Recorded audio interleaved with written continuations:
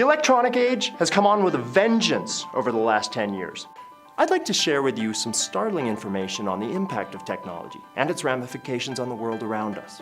Over 6 billion people, or 87% of the world's population, hold subscriptions to mobile services. Subscriptions for 3G and advanced wireless services are growing 37% annually. Through 2015, virtualization for large enterprises will be about serving as the basis for private cloud computing. By 2020, business transactions on the internet, business to business and business to consumer, will reach 450 billion per day. Over 90% of American companies say they have been hacked. 105.1 million Americans now watch videos online each day.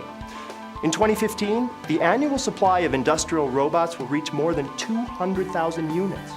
The Pentagon now has some 7,000 aerial drones, compared with fewer than 50 a decade ago. As a result of all of this, obsolescence of electronic devices is occurring at a much faster pace. According to the EPA, there are 2.5 million tons of end-of-life electronic assets discarded in the US every year, and only 30% of it is being dealt with properly. The rest ends up in landfills. So what does this mean for providers trying to keep their customers happy in industries like telecom, medical, cable TV, utilities, aerospace, data centers, and others? Well, they're forced to keep up with their competitors by constantly upgrading technologies in their networks, and they must keep their customers' data safe from criminal hackers.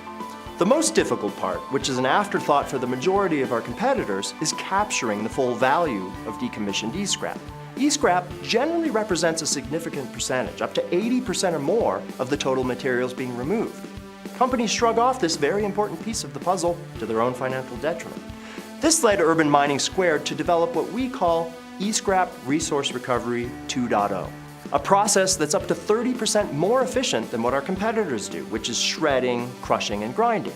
Shredding the materials causes 10 to 30% of the items to become permanently enmeshed, after which they cannot be separated into the base and precious metals. That's a significant loss when you consider the high prices of copper, gold, and platinum that are all abundant commodities in e-scrap. Our clients think of these additional dollars as found money. Located at the base of the Rocky Mountains, just outside of Denver, Colorado, our fully secured operation is outfitted with high-end lighting, specialized pneumatic tools, air scrubbers, and custom-built workstations. Our temperature-controlled environment has the capacity to process over 85,000 pounds of materials a day.